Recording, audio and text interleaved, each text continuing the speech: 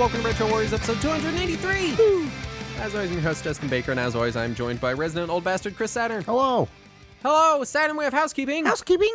First up, our Discord member, Elk Neodaffs, has updated her RPG Dicordian Gods, featuring us to address some issues. It can still be found at Gamecode 254 in the RPG Maker Switch player app. That's the new game code, right? No, it's the same game code as it was before. Because we were talking, and I was like, "Isn't that the same game code?" And it is. Oh, okay. But it's 254. Okay. Whatever you want, that's the number. That's cool. I'm pretty now in my head. I'm like, did I double check the number? I just double checked it. Yeah. Okay, it is 254. Yes. Also timestamps. Anyway, I'm still playing PSO2. Yes. Today is actually the first day that I have not played since I've started playing. Why is that? Because I've been playing something different game else today. Yes, that will be talked about on the next episode that is technically being recorded tonight because forgotten the housekeeping. We're going back to 2 episodes per 2. We're going back to our old recording schedule. Yes. Because the previous one was too stressful. It was getting a little hectic. And I think we discussed that last episode too. And to catch up, we're having to do 2 episodes in 1 week, which, surprise, is extra stressful. What? Which has made Saturn do extra work on the show and made me do negative work on the show. Because when I get stressed out, I just ignore stuff. No, negative work would be when you destroy someone else's work. I did delete all your notes. Does that? Shit. I That's didn't all know right. we needed those. Still playing PSO2. Still having a good time. I got my December game perks. Nice. What kind of mag you running Game now? Pass perks. I have the Opa Opa mag right now. I was on the Sega Saturn mag for a while, and I switched back to Opa Opa. I'm level 56. Max was just bumped up to like 95, I think. I've got my subclass going, which I love because your subclass gains levels too along with your main class, so you don't have to do that thing that so many subclass games do where you have to level each class as your main for a while. Yeah. So I like that a lot. Still just really enjoying the game, just having a really good time. I log in, I do my dailies. I log in, I do 1 super hard expedition, which is just you go down to the whatever territory it is and you just run through it. And along the way, I take a couple of daily orders and I need to eat something and drink something. And then that's all 5 of my daily missions every day. So that's my cycle. Nice. So I go down there, I eat a thing, I drink a thing for buffs, I do a super hard mission, and then I'm out for the day. Nice. And it's been good. It's fun. I still really like the gameplay loop. I really like that it is an MMO, but it is action-oriented gameplay instead of, not action-oriented gameplay. Nice. It feels...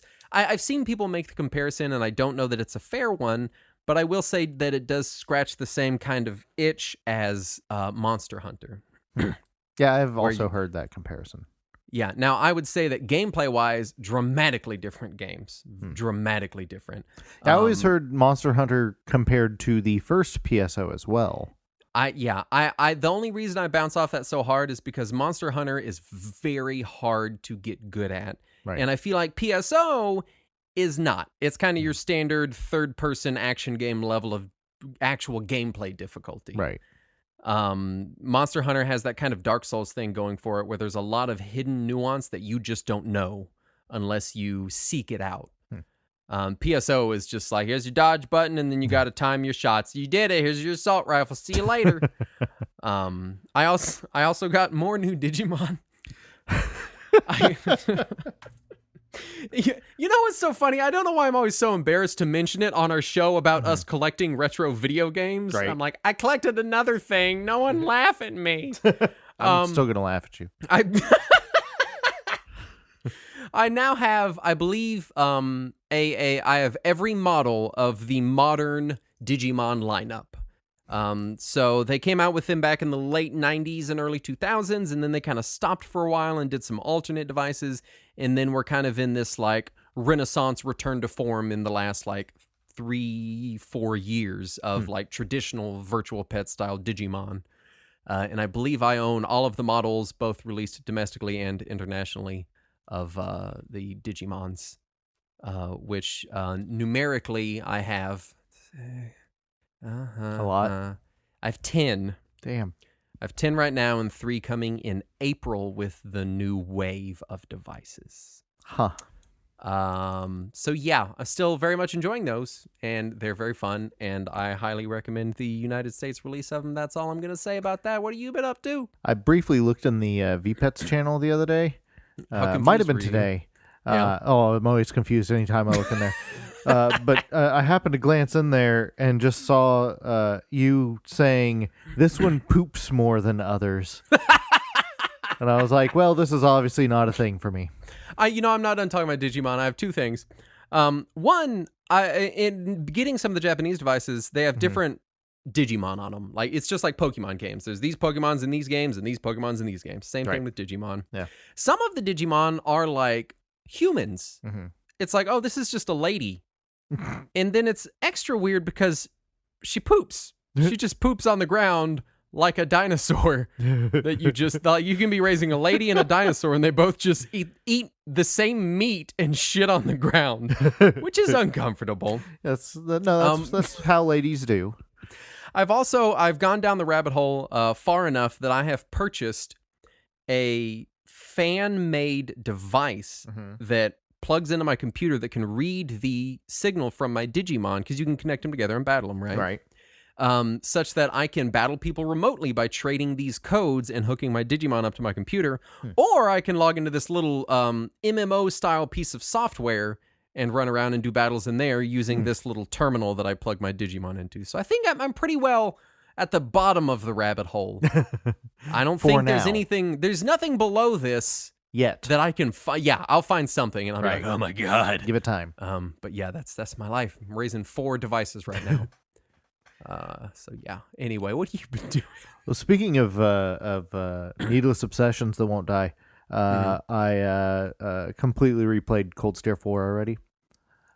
How? So I learned that if you skip... like literally how? Physically, there weren't enough hours between our last show and this one to do it. So if you skip all the dialogue, and you skip all the cutscenes, and you skip every random encounter because you're strong enough to do so because it's New Game Plus, and you pretty much only fight boss fights and then do the little bonding event so that you can max out all the little meters, it's like a 30-hour game. Oh. Is that all? That's what I learned. So that means that almost 90 hours of it were dialogue, cutscenes, and random battles. That sounds like my own personal hell. Yeah. But I'm done. I have all the trophies now, so I don't have to play it anymore. I did download Ukulele and the Impossible Lair on Game Pass, because it's on Game Pass now. Mm-hmm. And every review I read was absolutely accurate. It feels like Donkey Kong Country. Really? It feels a lot like this Donkey is the Kong 2D Country. one, because they had the original one. Everyone was like, well, it was not middling, but like middling to good was kind of the popular prevailing critical opinion. Right. And then this one came out and everybody's like, it's way better. Yeah. Yeah. It just feels like a traditional Donkey Kong Country game. I would say it feels a little more in line with the Return series, just that it's a little more streamlined. Mm-hmm. And the cool thing about it that I also saw in all the reviews is the very first level is also the very last level. It's just, it feels like it is impossible the first time you play it. Yeah. And therefore you have to go around the world collecting power-ups before you go back to it. Mm. But if you do manage to accidentally beat it, I don't know if you can beat it the first time or not, but then you can just skip the rest of the game, because fuck it. You're done. Yeah, you done already. But no, it's cute and it's neat. I don't know if I'll get super into it just because I've never super gotten into the Donkey Kong Country games, but it does feel like respectable, well-made platforming. It did immediately throw collectathon elements at me, which is a turnoff for me. But even the original Donkey Kong did that too, with or Donkey Kong Country anyway, with trying to collect the letters and everything. So it's not like that's new for those developers. Yeah. And then also Puyo Tetris 2 came out. Oh yeah, did you? I didn't know if you picked that one up or not. How I is did. It compared to the first one. It feels like the first one. Does it? I was really hoping they'd add more modes or something. Maybe they have, and I just haven't gotten to them yet. Because there's the menu screen is very busy. There's a lot of stuff going on, and so I just immediately started story mode, like I always do in any game. And it looks like it's just a complete rehash of the story from the first one. Only all the characters keep saying, I think I know you from somewhere, but I can't remember where. Anyway, let's Tetris battle. You know, if hell is real and I go there, I think what it's going to be is it's going to be them making me play video games, but there's no actual gameplay. It's all just Puyo Puyo Tetris cutscenes with QuickTime events thrown in. And if I fail, I get like boiled in my own urine or something. No, you just have to watch them again. No, please, oh God! Because man, the cutscenes in the first one were so bad. They're really bad, and they're not any better in the sequel. I assure you. For like a minute, you're like, "Oh, that's cute," and then you're like, "Wait, it's how long? There's how many cutscenes? Right. Oh no!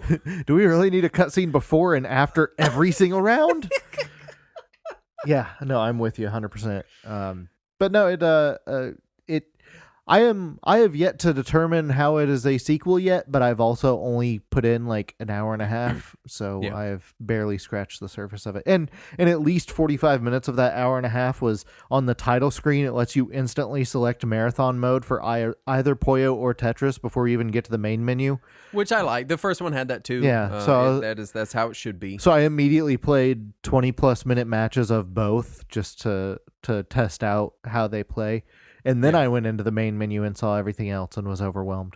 But yeah. Let's knock out some news. Yeah. An odd thing happened. There was almost we had stuff in the news submissions channel, but we try to skip over stuff that's not kind of directly relevant to our subject matter. Right. And there's just not been a lot of news in our wheelhouse. There's been less news in the last week and change that is relevant to us. And also this is the week that we are transitioning to 2 episodes in 1 week again. Yeah. So that's convenient. So next episode we'll have no news because it didn't work that way. Yeah. Uh-oh. First up, Nintendo sent a cease and desist to the makers of themed Joy-Con shells whose proceeds went to a charity for mental health and suicide prevention. Whoever is in charge of Nintendo's public image right now is fucking it up bad. I gotta tell you, it's a good month to be having Sega Simber because fuck you, Nintendo. Oh my God. It's been a couple of months. It's been since like September or October that we've been unhappy with them. I really feel like Nintendo is they're back on top and they're doing their Nintendo shit again. Yeah. That we just haven't seen in a while. That's true. And everyone kind of forgets about it. Yeah. And it's like, no. And not only that, this is the first time Nintendo's really been on top like this since like the Wii. Social media was a big thing. Yeah. Because like the Wii was their last real major, huge megaton success era. Yeah. And they were a megaton success on that for like 06 to 09 maybe. Yeah, and that was kind of before like social media and everything was really a big deal. And before that, it was like way back in like Super Nintendo era, pretty much, when Nintendo was really kind of running the schoolyard. Yeah. And so now we're getting to have Nintendo on top, and we have front row seats to everything they do because everything's so connected now. And it's like, oh, it turns out they're giant assholes. Well, not just that, but also I think that more people would be more willing to forgive their asshole behavior if they weren't also not releasing any games. Yeah. Because there have been so very, very few games that they've put out this year. And not to say that they are bad games by any means. I mean, correct. Animal Crossing has been very well received. Animal Crossing, stellar. Still playing it. It's a good game. But their output, granted, we're in the middle of a pandemic, so it makes sense that their output is lesser than normal. But it feels but theoretically, they've probably not started programming anything during the pandemic. We should have at least some products coming out. Or you know what? I don't know. Maybe you could just fucking add stuff to maybe like some type of virtual console that you put on your system so that we could all enjoy all of your old games. No, that's silly. You could maybe get in other companies and you could sell their ROMs for some money. I don't know. I just, how about this? How about you stop pulling your shit off of the eShop for literally no fucking reason? I don't know. I'm just spitballing ideas. Nintendo, you can have those for free. That's yours. You can have it. And so many of their competitors seemed to have already bounced back from the pandemic. Like they have adapted to it, to developing from home or finding a new way to make their workspace. And Nintendo is still just like, oh, but there's a pandemic. We don't possibly make a game. You want what? Game Boy on Nintendo Switch Online? Impossible. Do you know how big those ROMs are? They're kilobytes. It's massive. There's no way. They have high-speed internet? I just don't. I don't know what's happening. Silent Hill creator / director Keiichiro Toyama. Thank you, is leaving Sony Computer Entertainment to form his own studio named Bokeh Game Studio. Yeah, he is also he was involved with Gravity Rush and The Last Guardian, I believe, was the one of those that he did. Game. Yeah. So he's been at Sony for many years now. I believe he also did the Siren games while he was at Sony. So he's been over at Sony for a while now. So it's good to see that he's trying to branch out and do something new. Nintendo issued takedown notices to many YouTube channels hosting Nintendo music, presumably because it's so easy to find and purchase and listen to Nintendo music. Wait. Oh, wait. No, it's not. No, it's not. What? What? Can we just have a new show where we just sarcastically talk about Nintendo for an hour? You know, my favorite part was like the day after they did that, they went to Twitter and asked everybody, like, hey, what's your favorite music from a Nintendo game? And all these people posted just pictures of this video. Good, has you're been not taken allowed down to hear by it the anymore. copyright owner. Fuck you. It's so great. It's like, oh, this song is a banger, and it's just a picture of this content was removed by the copyright holder. Yeah. That's so great. We thought Nintendo wanted to, ask us what our favorite thing was so they could give it to us. We didn't know we were fucking making Sophie's Choice here. It's like, which one do you like? Pick one. I don't want it. You're going to take it away. Fucking pick one. Oh, I don't know. All of it then. It's all gone. Telltale's Wallace and Gromit and Strong Bad games return to Steam. That's good. I won't play them, but it's good that they've come back for the people who will. Same and same. Also, news from the 2020 game advertisements. Yes. Awards. Yeah. First up, Sephiroth joins Super Smash Brothers, surprising no one. No, that surprised everyone. No, I wasn't surprised at Really? that one. Were people really surprised at that one? Yeah. We were talking about it last night, and someone was like, oh, Sephiroth. And I was like, oh, yeah, that one makes sense. Oh, see, I didn't think that was likely at all because really? Cloud has been there for a while. And despite that, there's only 2 audio tracks from Final Fantasy VII in the game. Like, it had the least representation of any franchise in Smash Brothers was Final Fantasy. So I thought that somebody at Square Enix was trying to not give any more to Smash Brothers in hopes that then they had to. Dissidia NT would have actually gained an audience. I don't know. We talk of course, in our Discord, everyone was making joke predictions for hours yesterday. That's what you do. I think my favorite was Hornet. The car that from was Daytona. that was my prediction. Was yours? It was from Fighters Megamix, I think, is when that was in there. My prediction was just a Game Boy. Yeah, that'd be great. Play it loud Game Boy. You can do all the colors. And I think you said one of the alts was the Captain N Game Boy. Yeah, but the 2 predictions that I was like, those make sense, where people were saying Tails and someone said Sephiroth, and those are the 2 that I was like, oh yeah, I could actually see those. Yeah. So, well, there you go. To whoever predicted Sephiroth in our chat last night, there you go. You got it. You're the Smash Brothers whisperer. I do appreciate all of the fan art that has already come out from it. Like one person did the shirtless Sephiroth that is used in all the marketing materials, beholding the Donkey Kong mallet with a feather poking out of his head and a Maxim tomato on the ground. It's just excellent. Ghosts and Goblins Resurrection announced for Switch alongside Capcom Arcade Stadium. Capcom Arcade Stadium, I assume. About. Is this so? I didn't see this announcement. Is this a new game or is it a remake? Yeah, Ghosts and Goblins looks to be a remake or reimagining of the first game, but it has all this like it almost looks like a papercraft style art, and it looks gorgeous. I just really appreciated the way it looked. And then Capcom Arcade Stadium is a completely separate release that they're putting out.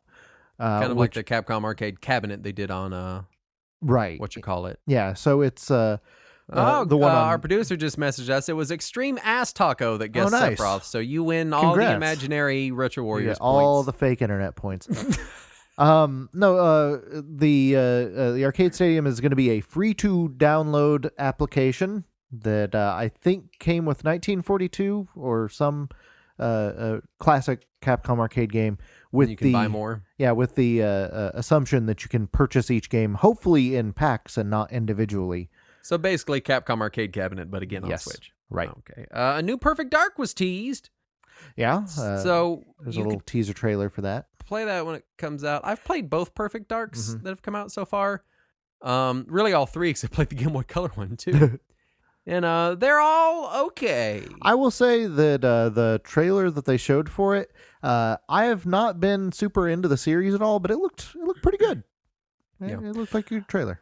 I like that they've never gone the like dark, gritty route with Perfect Dark. It's always been, I mean, granted, there's only been really 2 main games, but it's always been just like a little cartoony, a little, off the beaten path. So I appreciate that. And Master Chief is in Fortnite along with some red versus blue thing. We can just stop talking about that now. Yeah, but you know what we can talk about? We can talk about Puyo Puyo. Yeah. It's our topic this week. The best segue ever. Which you may know as Compile's Falling Blob puzzle game with a bizarre history of localization that Saturn's going to tell us all about very shortly. It's batshit nutso. Originally, it's funny, when you were like, let's do Puyo, I was like, how long can we talk about Puyo? And then I started reading some of this, and I was like, apparently for a while. We'll be here for a while. Release information, it was released on the MSX2 in Japan only on the 25th of October 1991 and released in arcades internationally in October of 1992. Yeah. As far as listener feedback, we have 2. Kryptonic 901 writes in, I first played Mean Bean Machine at a friend's house and had no idea what I was doing. Sounds about right. Fast forward maybe 20 years and I had some Puyo games on Saturn, but I never played them. Then this thing called Puyo Puyo Tetris was out in Japan, so I acquired it for my Wii U and tried it out. I loved Puyo Puyo Tetris. I bought it on Switch and have Puyo Puyo Tetris 2 now too. I still have no idea how to play Puyo Puyo. Neither do I. I often feel like it only takes 1 or 2 blobs of the wrong color and I have no cover up. And I have no cover up the chain I've started and the game is over. Yes, I agree with that. Yeah. Things go south real quick. Yeah, my pattern recognition that as a human I've been evolutionarily inclined to have honed to a T fails me instantly and I just can't see anything. Elk Neodaffs writes in, importing Puyo Puyo Tetris before its Western release was a thrill. Having never really played a Puyo Puyo game other than a brief stint with Dr. Robotnik's Mean Bean Machine in the 90s, I was thrilled to lose myself in new mechanics and unfamiliar combo systems. I'm looking forward to recommendations regarding the original game. I hear the FM Towns version is the superior choice. I will not be able to make that recommendation. I was about to say, I can guarantee you we will not talk about the FM Towns Marty version of the game. Right? First encounters, I had a Game Gear in the 90s. Oh, why? It was not mine. Oh. It was my stepmother's. And my stepmother has very obsessive tendencies. Mm-hmm.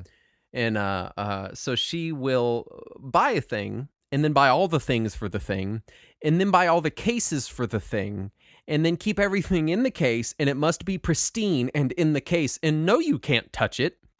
I don't understand where the problem with any of this is yet. This all seems perfectly normal. Yeah, you get along great with her, I think. Well, the problem arises when you apply that to too many things in your life. If you've got like, oh, this is my one hobby or my couple of hobbies, or maybe it's how you treat your Digimon, that's normal and totally cool and interesting. Yeah. But when you apply it to things, the very menial things in your life is where it becomes problematic. Anyway, long story short, she had a Game Gear, and it was, like when you see like a movie, then they bring in like a safe cracker in the movie, and they unroll this big thing of tools that's like flap, flap, flap, flap, and it looks all cool. Right. That's what her Game Gear setup was like. You'd be like, "Can I play your Game Gear?" And it'd be like, "All right." She'd pull it out from under the bed, and it'd be like flap, flap, flap, flap, flap, and it'd be like 60 Game Gear games all perfectly lined up in their cases.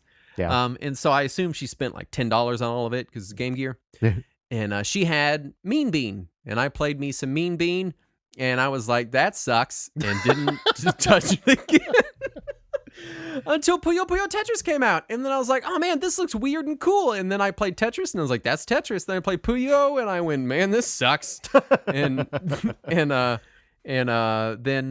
I just have until this episode really, I have continually bounced off of Puyo, and we'll talk more about why later. But this last week or two has really been when I kind of have come around on the Puyo front. Yeah, I can't remember if I played Mean Bean or Kirby's Avalanche first. I know there was a bit of a gap between the release of the two of them because the Genesis one did come first, but I don't remember renting it immediately, but I did end up renting both of them and then feeling ripped off because they're the same game. Yeah. But I did find it immediately just overwhelmingly challenging when I rented it, to the point to where I felt like it was broken or unfair in some way. So I did not bother. Or like you were misunderstanding some fundamental gameplay portion of it. No, I wasn't willing to accept any blame. It's the game's fault. Obviously. It's the children who are wrong. No, so I really didn't bother to give it much of a chance until I started emulating arcade games many years later. And then I played around with it a bit until I kind of figured it out and was like, well, I figured this out enough to last a couple of characters on a credit. So clearly I have become as much of a master as I ever care to be at this game. And then didn't really mess with it again much until the Puyo Tetris. Mm-hmm. But that's Saturn. Tell me about Madao Monogatari. Yeah. And why it's in our notes. I sat down, I was like, all right, Puyo notes. And I sat down, I was like, what the fuck is this? And I was like, all right, maybe that's the Japanese name of the first Puyo. And it's like, first person dungeon crawler. And I was like, Saturn, what is Puyo? We're doing Puyo. Oh, shit. No, it was Madao Monogatari. I hope I'm saying that close to right. Rachel Madao Monogatari. Yeah. That's it.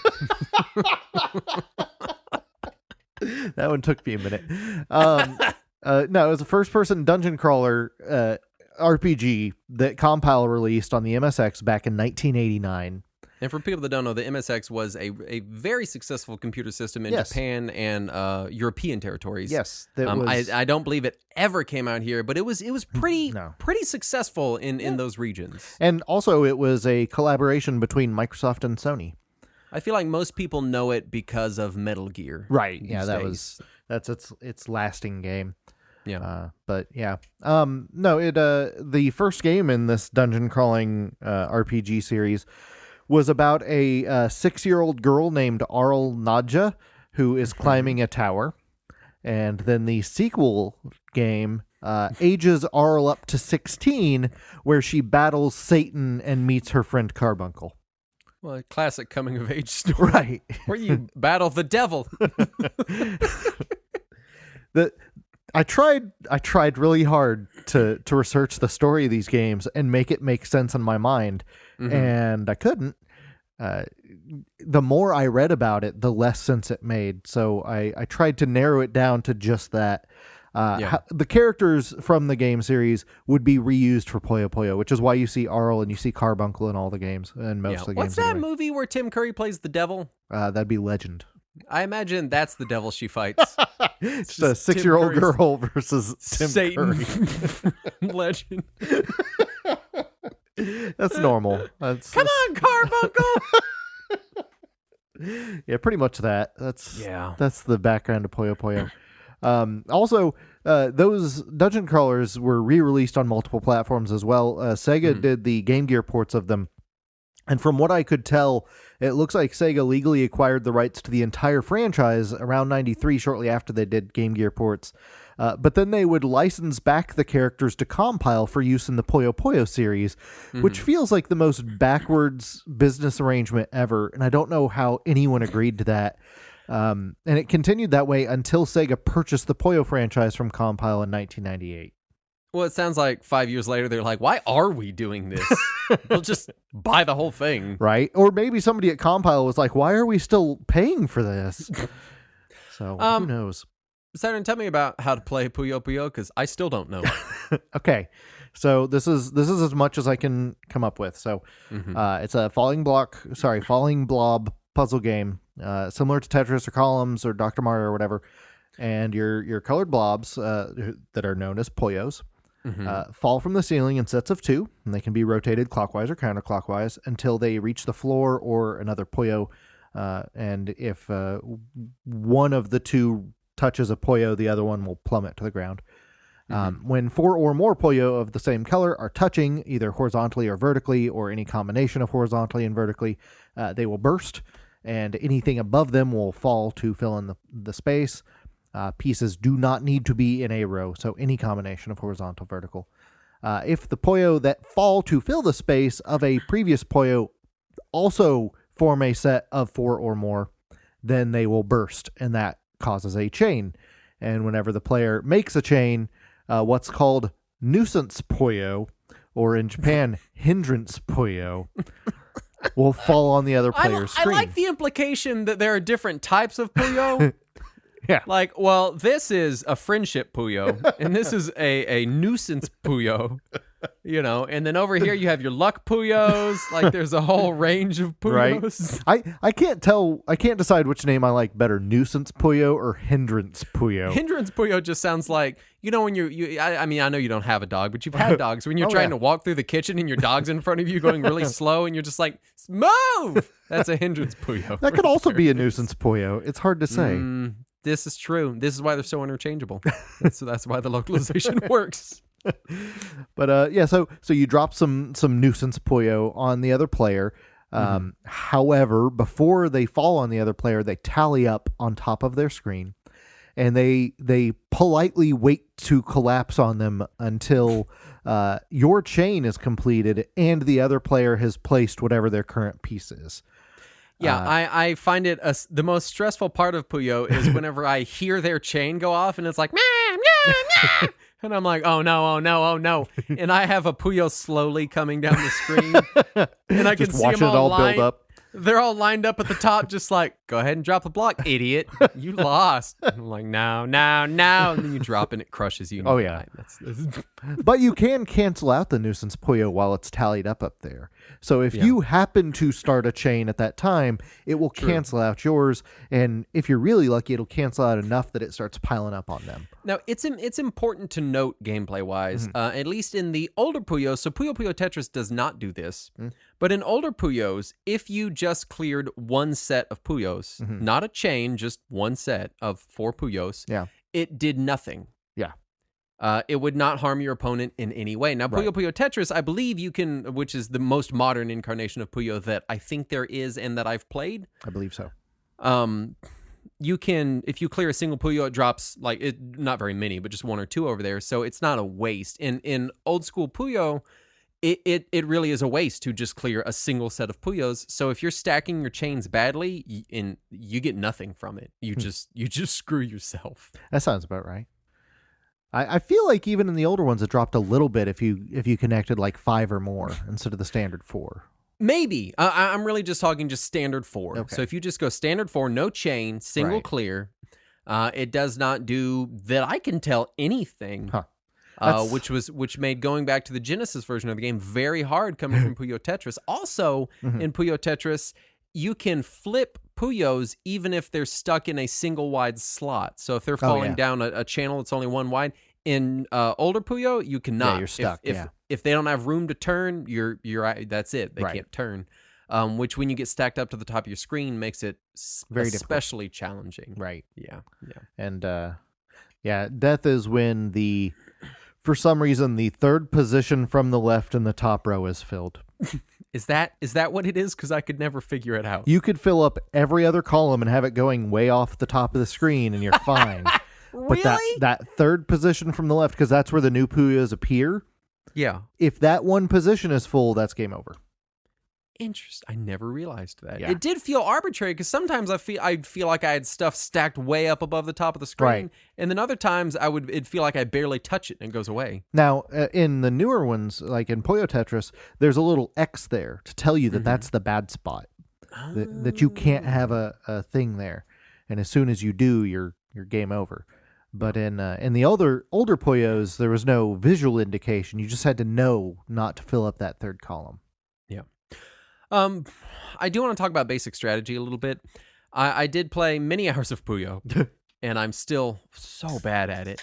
But I just kind of wanted to talk about it strategy-wise, because coming to Puyo from Tetris, which I assume most new Puyo players will be doing. Right. It's very hard. I had a very hard time adjusting Puyo. It's just not as pick up and play as something like Tetris. With Tetris, it's just, hey, make lines. That's all you need to tell someone, and they can legit figure most of the rest of the game out, right? With Puyo, it's not so simple, Right. Because you have to be making chains. It'd be like in Tetris if you had to only clear with Tetrises to get anywhere. Which is what I do most of the time. Yeah. Well, I mean, yeah, as a veteran, Right. long-term, I would say experienced Tetris player, Sure, yeah. you do shoot for the Tetris, which for non-Tetris people is when you clear 4 lines or more at Well, once. now lately I'm being told that in newer versions of Tetris that's not necessarily the preferred method of play. That you want to do chains or combos or something more than you want to do Tetrises. Yeah, chains and T-spins seems to be the new thing, but I'm not up on Tetris. Either. So with Puyo, you have to be chaining. There are a lot of different types of chains, and it's difficult because what you need to do is learn some basic shapes that you want to make your strategy, and those are the strategies you go with. So the stair style chain is allegedly the easiest to learn and identify, so that's what I go with. It's when you play Puyo Tetris and you do the little tutorial for Puyo, it teaches you the stair chain. And it's basically 3 Puyos or 2 Puyos, and then to the right of it, just high enough up so they're not touching 1 Puyo or 2 Puyos to complete the chain. And you stack 2 or 3 of those stairs in a row, and then you can clear one end and they'll all fall across. Right. Now that's great in a vacuum. Yeah. But when you're playing the game, and it's it won't like, give you oh the right God, pieces. oh no. Yeah. Yes. And so it gets difficult, and I feel like, because Puyo, first of all, we I don't know if we noted this, is exclusively an adversarial game. It's you versus an opponent. Right. There is a marathon single person mode on Puyo Tetris. Yes. But it's new to the franchise. Well, it might have been in previous games, but it's not the original form of the game. Mean Bean Machine on Genesis has they call it exercise mode. Oh. So they have it, but it's very clear that, like, hey, this isn't the game. Right. This is like training mode in Street Fighter. Right. And I'll say that I notice a lot of parallels between Puyo and a tournament fighting game. Because in Puyo you have to know your strategy, which is what's the chain style I'm going for, because mixing them is an advanced technique. So you're like, all right, I can understand the chains, I can see the stair chains. That's the one that I want to try for. And you're always dealing with an opponent, and sometimes you're going to play differently depending on what your opponent is doing. So it really does depend. And it's something that, like a fighting game, you go in with a strategy that you've already planned ahead of time. Right.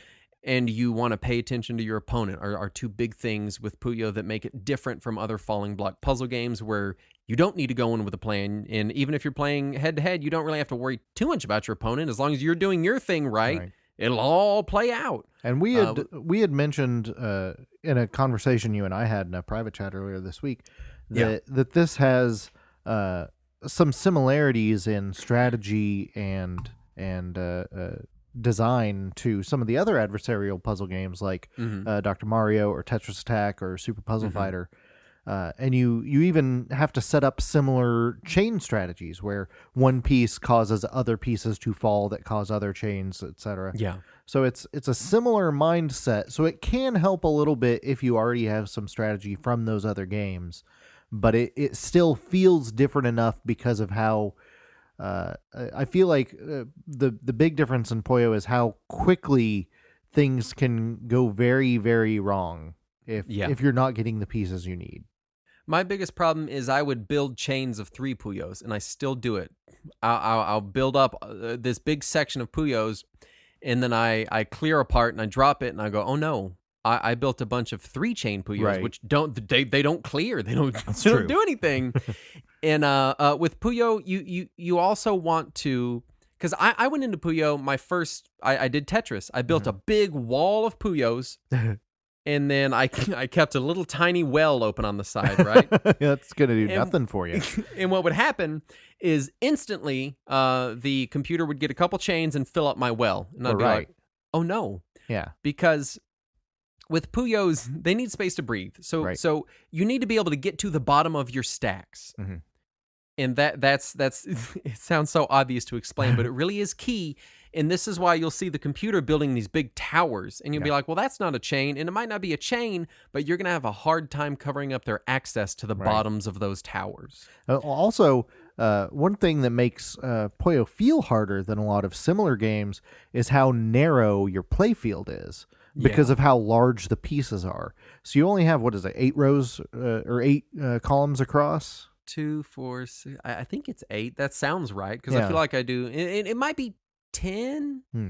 It's not a ton. No, it's not very many, and it adds up really quick. And the blobs are large enough that they also fill up the screen vertically pretty quickly, compared to a lot of other falling block puzzle games.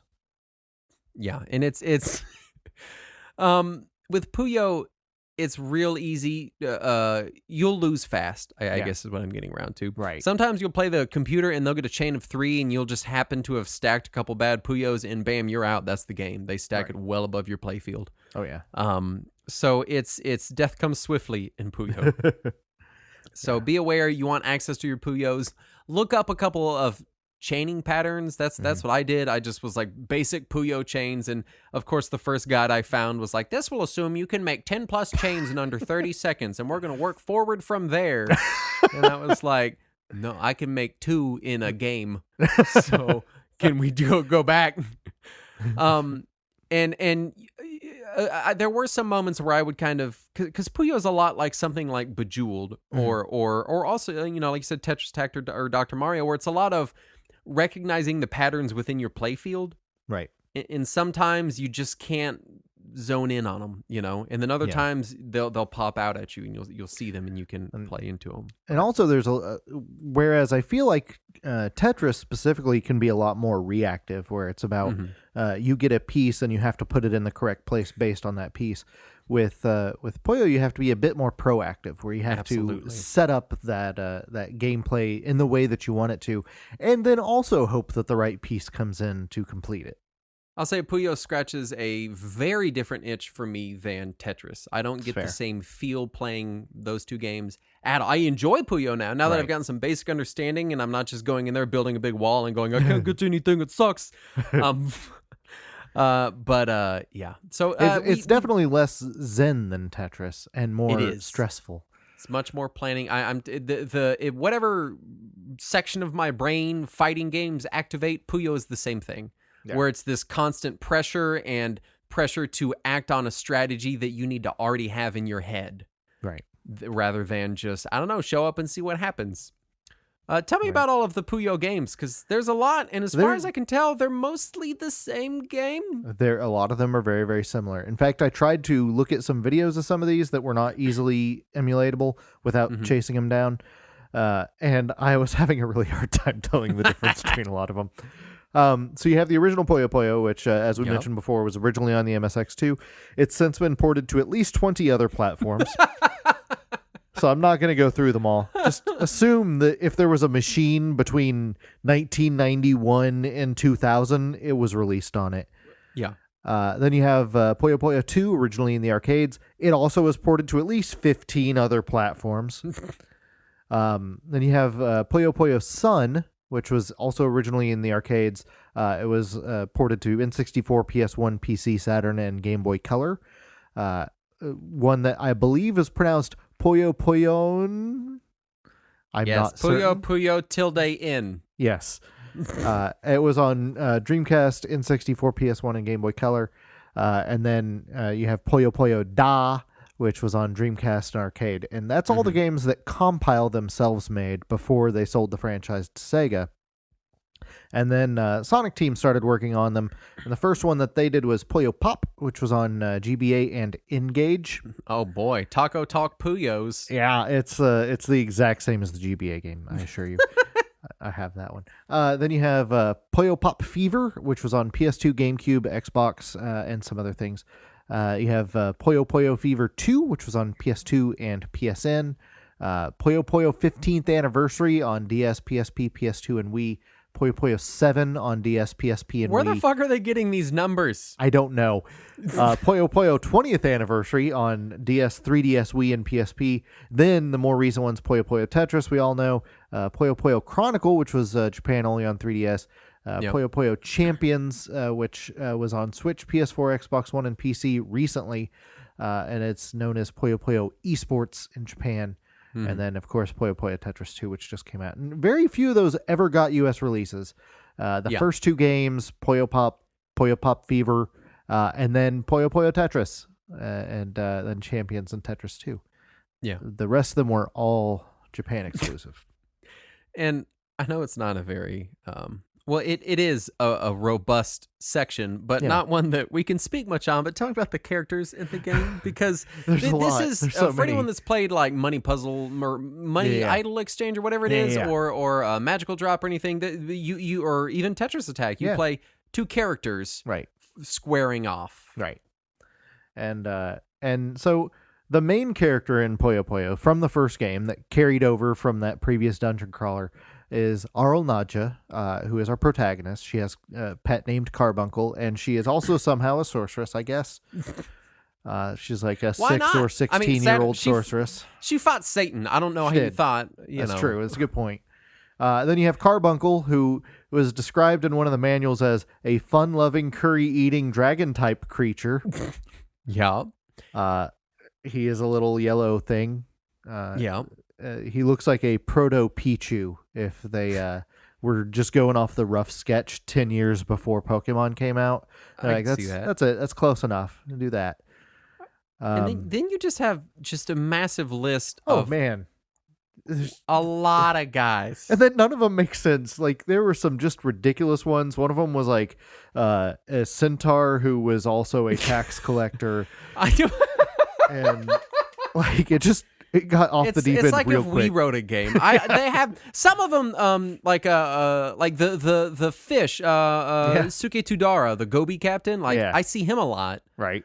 There's some that repeat regularly, and others that appear to be one-off, but they get increasingly. The Fever series seems to have its own set of characters. Yeah, Puyo Tetris also seems to have its own set of characters, aside from Arl, who is still there. Well, and the fish guy, the Gobi fish, he's repeated in Puyo Tetris. There are some carryovers. And then there's an incubus that's a quote narcissistic demon who thinks himself a ladies' man yet fails to seduce the 16-year-old girl. What? Sure.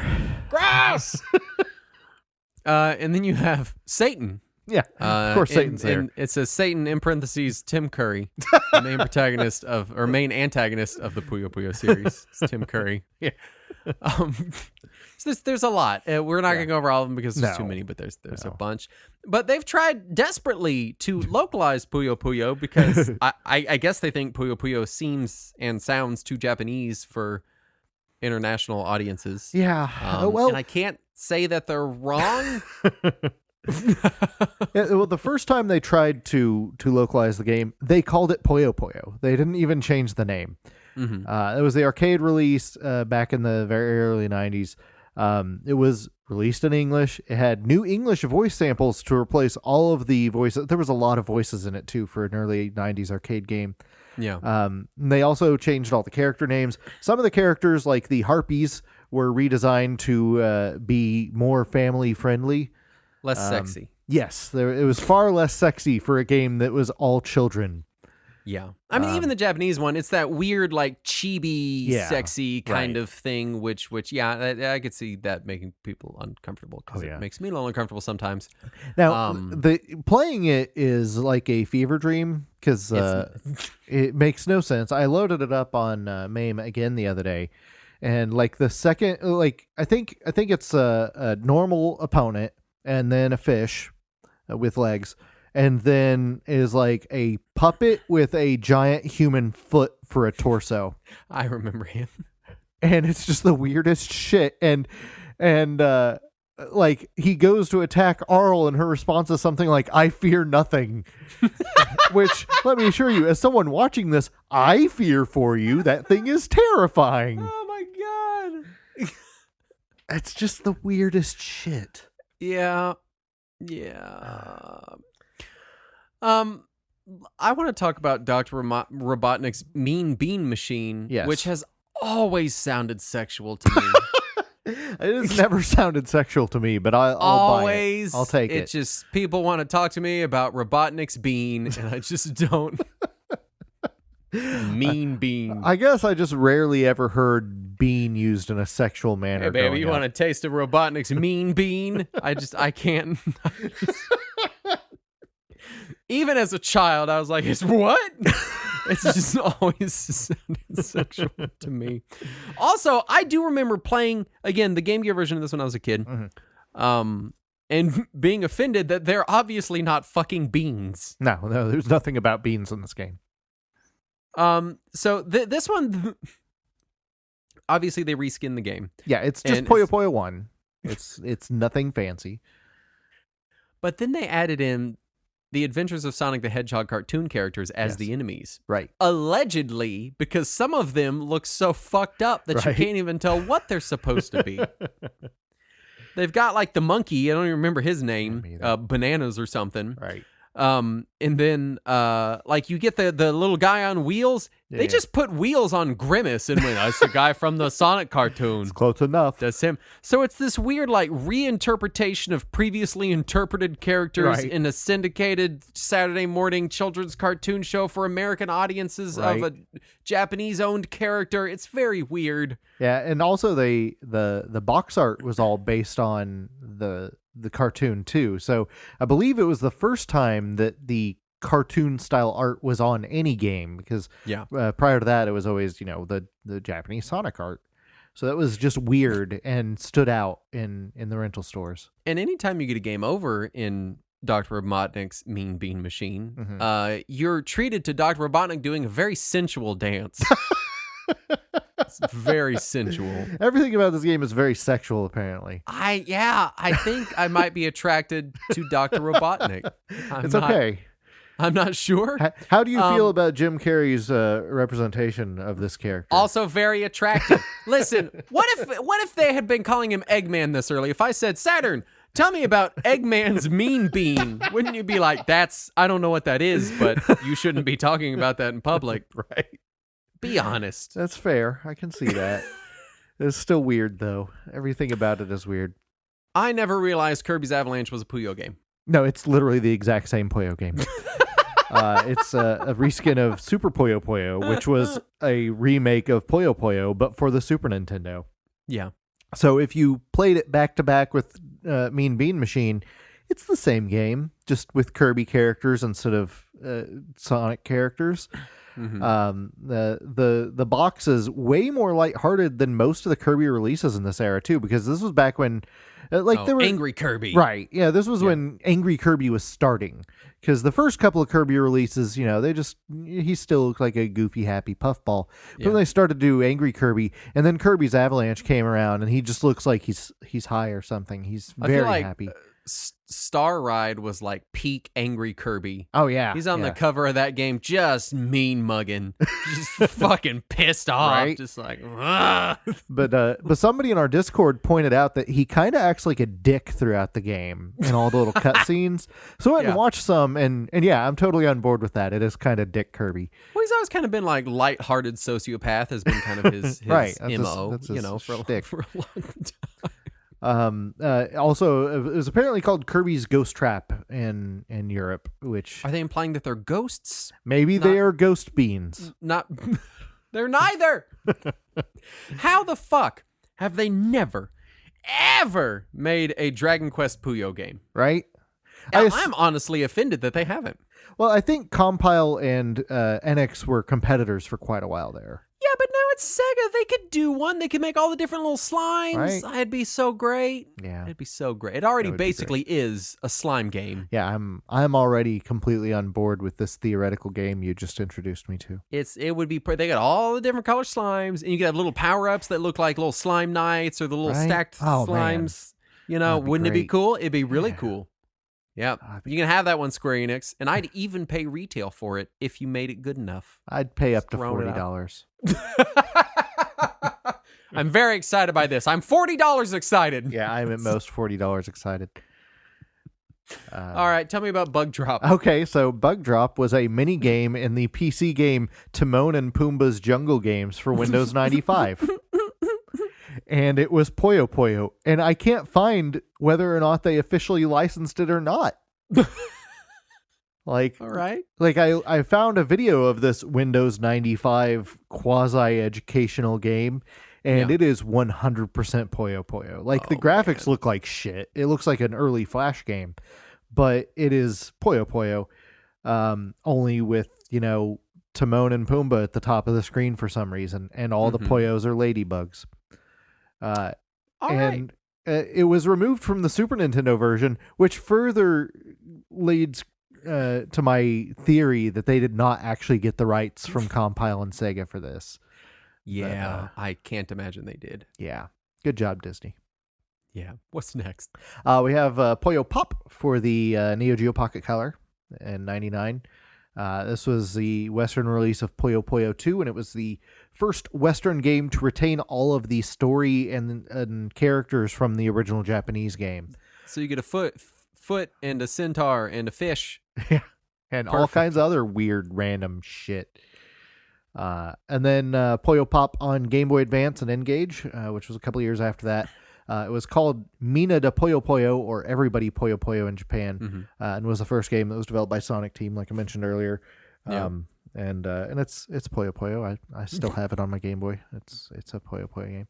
And then nothing. Well, there was that one GameCube game, and then nothing until Puyo Puyo Tetris in 2014, which was the first time that they actually used the full name Puyo Puyo outside of Japan in 2014. Sorry, 2017 was when it came out outside of Japan. 2014 was the original Japanese release of Puyo Puyo Tetris. As far as recommendations, if you have Nintendo Switch Online, Puyo Puyo 2, the Super Famicom version, is part of your Nintendo Switch Online subscription. So just go play that. But if you want to buy a Puyo game, I'd say Puyo Tetris. One or two I would as well for two reasons. One, it's a little bit more forgiving for reasons we talked about earlier. Yeah. And two, if you end up going, I kind of don't love Puyo, you still have a good Tetris game behind you. So it's, there's your backup, right? If you're like, I don't know, this kind of sucks, then you can go play Tetris. And if you get into both, there's the fusion. So it really is kind of the Hannah Montana of puzzle games, in that it is the best of both worlds. It's part of the theme song. You wouldn't understand. You're too old. That's true. I'm too old for this.